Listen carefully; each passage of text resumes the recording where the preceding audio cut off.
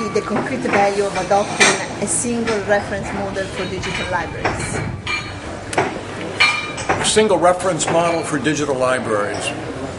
I'm going to go back. I'm going to answer that in a slightly different way than you asked it. I'm going to draw on some conversations that we had during the working group meeting. And the point that I come as I reflect back on those activities that have truly inspired some creative work within the information sciences.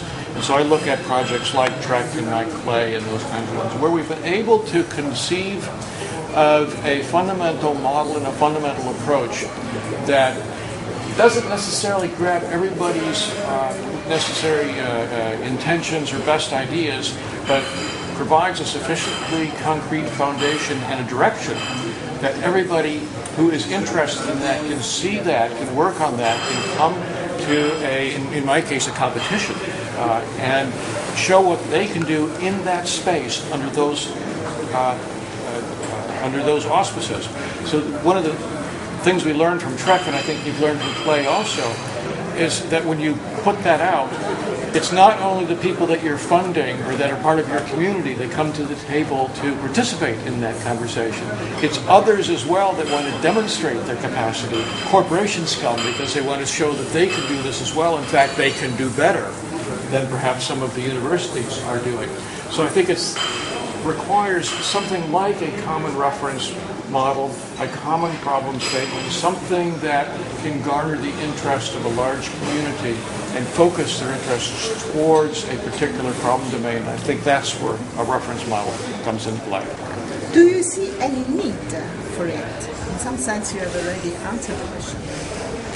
Well, in fact, I have. I think there's a strong need for it, and if nothing else, we've learned from our conversations this afternoon and our experiences over the past 10 years how complex such an undertaking is. So I don't in any way mean to suggest this is a simple process. It's a dialogue that's been going on since Delos Network of Excellence in Digital Libraries first started working. So it's incredibly important. It's incredibly complicated and complex. And as has been pointed out a number of times today, the deeper we get into it, the more rich and complex it is that we see the problem is. So yeah, I think it's extremely important. How could DLORG, in your opinion, work towards resolving interoperability problems among digital libraries? You've already pulled together the world's leaders in the space, certainly from Europe, certainly from the U.S., and we have some people in the session from Asia and Africa as well. I think just launching the conversation in places like this is incredibly important, providing opportunities for people to interact with each other. I was flipping through the DL.org pamphlet this afternoon during the session and listening to the conversations that are going on. It's by far the most comprehensive attempt yet to capture the whole space of digital library research and development that needs to be done, and I think it is going to become the forum for considering that. What are the concrete initiatives or steps that should be undertaken?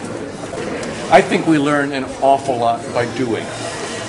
And I know a lot of our conversation today has been around thinking in the abstract, and that's an important piece too, but unless we follow it up immediately with doing, I think we do ourselves a disservice.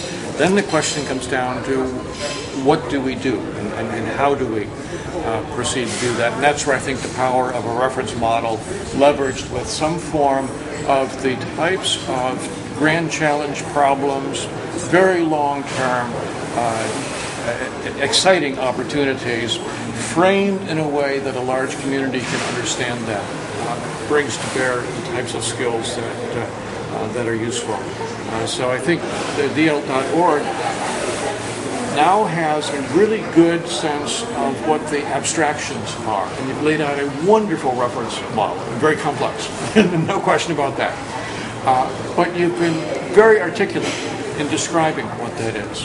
And so now it seems to me the question is, how do we take that work that very nice abstract work in a number of different ways and map that into some of the things that have actually been done now. I think somebody suggested during the conversation today that putting students on the task of looking at projects that have already been done and then trying to map them into the reference model would be a useful thing to do. That's very cheap to do too, right? Students are looking for great projects to do, and they could make a wonderful contribution.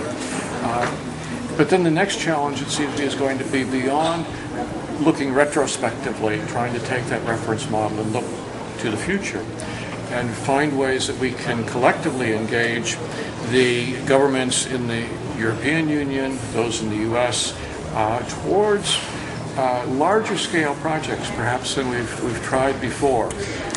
And I know we've had some level of success at collaborative projects between, particularly the U.S. and Europe. We need to find ways to do more of those. And it's not going to be another digital library initiative. We need to think of another way to frame it. But the problems are so incredibly important, and you've done such nice work in beginning to lay the foundation for that. And I think we need to look retrospectively as well as to look forward at what kinds of concrete projects we can pursue at this point. What is currently missing from DLorg? Actually, I think you would probably agree with me in saying that we've actually just answered that question too. And that its strength is in the comprehensiveness of the abstract reference model that it's developed. What remains to be done is taking that reference model and instantiating that in concrete ways so we can better understand what it means in different contexts.